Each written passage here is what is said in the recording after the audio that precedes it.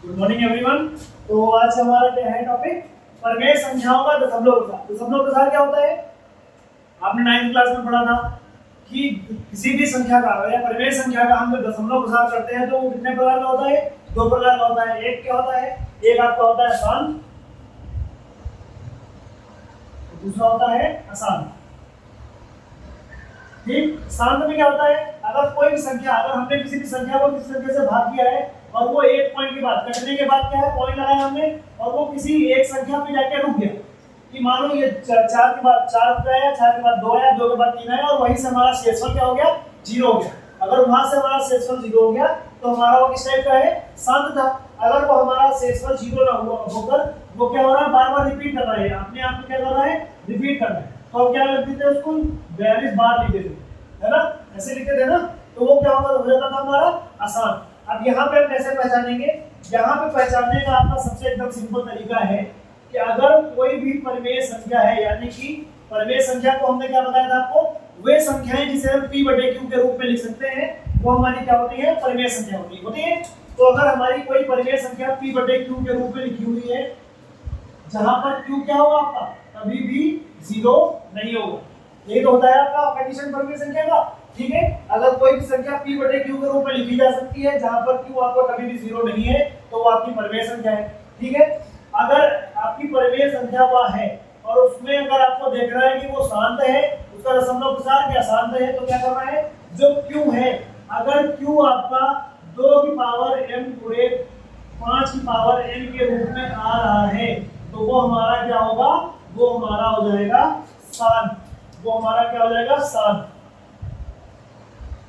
ठीक, और अगर हमारा जो q बराबर है वो इसके बराबर नहीं आ रहा है, कुछ और आ रहा है, तो वो हमारा क्या हो जाएगा? अशांत हो जाएगा। बस इतनी ही कंडीशन है, ये क्या हो जाएगा? अशांत हो जाएगा।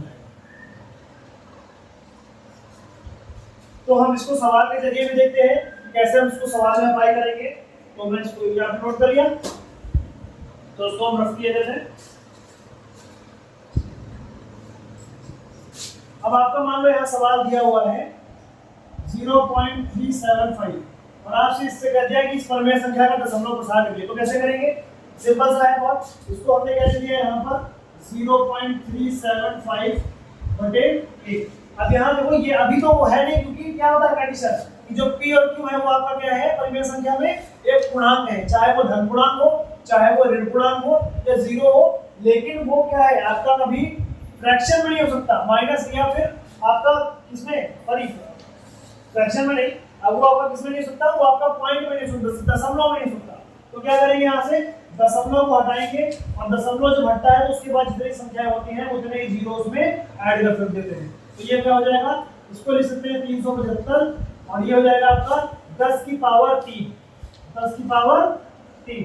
अब देखो यहाँ पर आपने इससे पहले क्लास में पढ़ा था कि अगर दो संख्याएं हैं a गुणे b और उसकी पावर क्या है? m है, तो उसको लिख सकते हैं a की पावर m गुणे b की पावर m।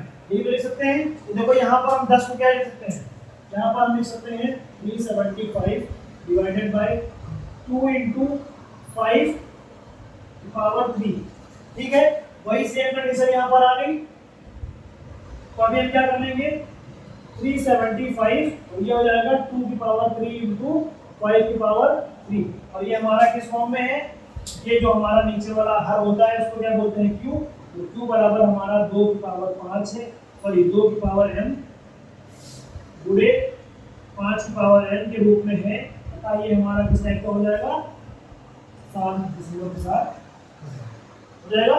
तो बस यही हमारा क्या हो जाएगा? परिमेय संख्याओं का दशमलव के साथ। आपके बोर्ड परीक्षा में 1 से 2 नंबर का सवाल आता है, इंपॉर्टेंट क्वेश्चन है, कई बार पूछा जा चुका है, इसलिए बहुत आसानी से समझिएगा। और बार बार अगर आपको नहीं आ रहा है समझ में तो उसकी प्रैक्टिस जरूर करिएगा। प्रैक्टिस करने से ही आपकी मैथ और अच्छी हो जाएगी।